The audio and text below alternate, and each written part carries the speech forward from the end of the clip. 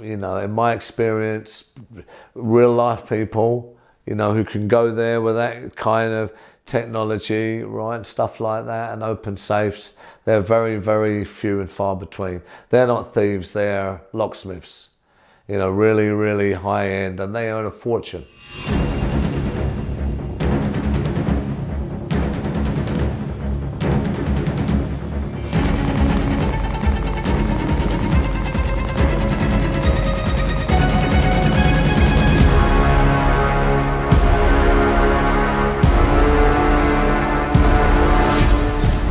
My name's Stephen Gillen, now a reformed ex-armed robber. For many years, I was a target criminal. Today, I'm going to look and react to 3 iconic scenes in 3 major films. And let's go there and see just how authentic they really are.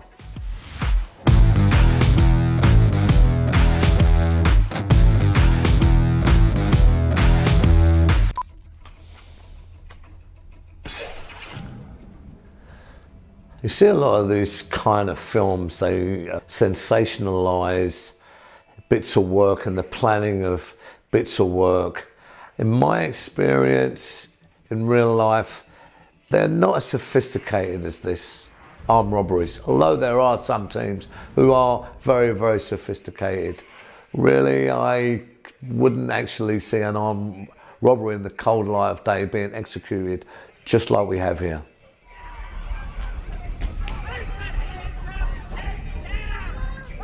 There's too much can go wrong. You know, there's too much different elements to the armed robbery that need to bring it together. Armed robbers, they want easy targets, big targets. They like to go in and they like to get out. Here, there's too much that can go wrong for them. That's funny, it didn't dial out to 911. It was trying to reach a private number. Is it a problem? No, I'm done here. And the nature of armed robbery by its very secrecy and how these teams come together, they really have their lives on the line. So, you know, they wouldn't bring anyone in who wasn't really prepared to stand and fall with them. This is far-fetched, really, in the cold light of day. This kind of stuff with these kind of safes as well. You know, it takes a lot of planning. You'd have to invest a lot of money in certain kind of tools and certain kind of engineering gear to be able to leverage a safe like that. It would take too long. Armed robbery teams, they wouldn't go for a hard target like that. There are much easier targets. I believe whatever doesn't kill you simply makes you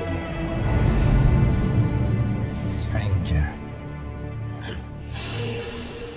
Not surprised, this is the Joker, isn't it? It's some kind of fantasy land. Is it really easy to betray and take out someone you've done a job with like that? Pretty much, yeah, of course. It's the lead up to the positioning of why that fallout may be like that, or how someone would get to that stage to want to do that, or be working with someone, or to pull them into a killing zone or the vicinity where they would want to do something like that. Or they're taking each other out so they have more money for them? Yeah, but that's just in the movies, Mikey. Really, that wouldn't happen. It certainly wouldn't happen on the job, because they wouldn't want people, you know, to lead them back to their group or their associates. You know, the dead body or whoever he is, you know, presumably would be known to the police. So straight away, that would give them a focus for their inquiries, who to look for and associates. You know, the police are really good at what they do. They can deduce very quickly who would be in the frame, you know, to do something like that, right? You know, so they would target their investigation and surveillance on that. So that would not be a good thing to do. Maybe after, when people have come away from the work, next day, next week, next month, and then take them out. That would be more realistic. Overall, this scene looks good with all the cinematography, but in real life, nowhere close. Points on realism for Dark Knight from 1 to 10, I'd have to give it a 5. It's just so much wrong with it. It's really not realistic at all, in my opinion. Point Break. I always did like this film, I've got to say, you know, about the surfers, and, you know, they were an armed robbery team and they was undercover. Everybody up behind your desk on the floor! Move it! Now, get down! This gang of armed robbers, it's a lot more realistic. They're very targeted. They're very experienced in the group dynamic of who does what, when they do it, how they execute their work. They've done their reconnaissance. They know the bank. They know who's in charge, who to go to, all of this stuff, you know, and they're very confident in their execution of it. We are the ex-presidents, and we need just a few moments of your time. We've been screwing you for years, so a few more seconds shouldn't matter, now should it? Another thing I like about this is how within teams of armed robbers, obviously they're very strong characters all by themselves, but there's another kind of dynamic when they work together. Their personalities even come out a little bit more, and they show themselves in this work that they do, the game of armed robbery. You know, when you see this with these characters here, they play it out beautifully, how they have them different little character traits while they're doing the armed robberies. Thank you very much, ladies and gentlemen, and please don't forget to vote. I'm not a crook. Just like here, you see, that makes it even more realistic for me as an experience. So these are people who are very, very, very together, very targeted when they go out to do their bits of work, and this is what professional armed robbery teams are really about. They're in, they know exactly what they're doing as a team. They're in and they're out. And obviously this gang was on like a police watch list. Do you know if you were ever on a police watch list? This gang was target criminals. We certainly was back in the day as well. And, you know, there was technological war, certainly between the Metropolitan Police and the Flying Squad, SO18 as they was known then. And yeah, there would be that surveillance and back and forth and this cat and mouse game, and that would usually, and did, you know, in our case, take years. We would constantly come across undercover police, cars.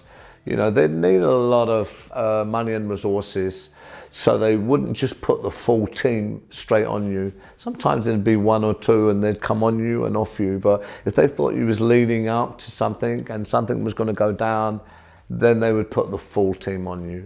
That was my experience.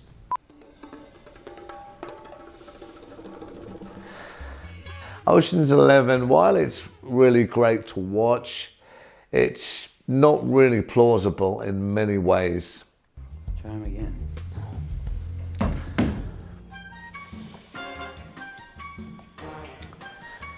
For instance, this scene, you know, you'd need to be an acrobat, you know, you need all kinds of different elements.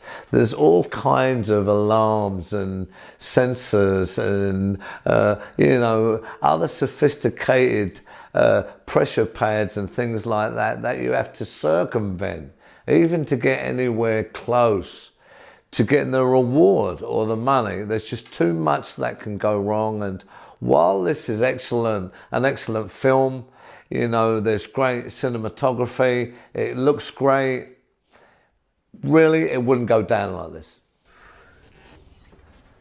You know, this guy, he's more like a cat burglar, so you'd have a cat burglar who would kind of come in to do that kind of work, but it doesn't go with the other characters really, and how they would need to execute their duties and what they would need to do to make a kind of robbery like this successful. I mean, I knew Valerio Viccei, who was the Knightsbridge safety deposit robber. And he told me about how he got into the vault in Knightsbridge. He had the whole bar filled up with jewels. He told me how he found a lot of secret stuff in some of these security boxes, like kilos of cocaine and you know, some really sensitive photos of some really, really famous people. But even that robbery, that was executed with inside help. That was a very, very famous robbery, but it in no way resembles anything that's going on here. I would give this film out of 10 in realism. I'd have to say a 5, guys, because it doesn't resemble anything that in real life that I know would translate in a heist, armed robbery of this nature. And I guess you never had to deal with any dodging lasers, right? Although you do have a lot of these kind of alarms, schematics and other stuff back in the day, generally a lot of robbers, they tend to keep away from them, or for a real armed robbery team, they would already have the codes, or they would have someone on the inside who was going to be doing the letting them in, so they wouldn't have to worry about things like that to get to the safes and get them open. Did you ever have to blow up any doors? No, we never used explosives like that. I knew some people who did back in the old days. They was safe crackers. That was a different kind of era. And in real life, would it be better to actually try and pick a safe or blow the safe? Safes now are very, very sophisticated. They have been for a long time. Now the kind of safes that you have now, you know, with them locking systems and all that, you know, it doesn't work that you blow them, because the kind of explosive you would need to blow a locking system like that, it'd take half the building out, man. Do you know, you just wouldn't do it. In them days, you could get a little bit of plastic, just enough to take the door off. Do you know what I'm saying? The way the safes are now, big locking systems, and you know, you take half the room and the wall out as well. Obviously, you know, safe makers and engineers, they learn. I guess picking a safe is quieter, but it takes longer and more skill. But blowing it is... You'd need to be quite, you know, in my experience, real life people, you know, who can go there with that kind of technology, right, stuff like that, and open safes, they're very, very few and far between. They're not thieves, they're locksmiths, you know, really, really high end, and they earn a fortune, an absolute fortune. They don't need to go, you know, and open safes. That's the difference. You know, and you have to think, if you've got something that's very valuable, or it's a big safe with big diamonds, or then, you know, you're going to spend on the security behind it. See?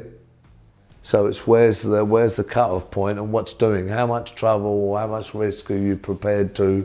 And this is how criminals think as well. This is how they balance it out, you know, in their mind. So it's like that kind of game between the two, really. Good question. What do I think of these 3 heists and these 3 iconic films?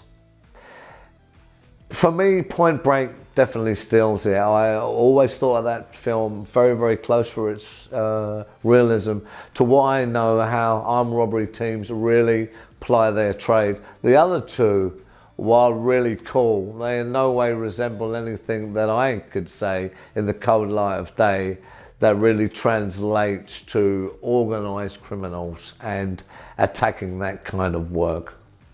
Thanks for watching, guys. I hope you've liked this reaction. There's going to be a lot more wonderful content coming where I'm going to be breaking down a lot more really cool, really important stuff. Hope to see you soon. Take care. Be lucky.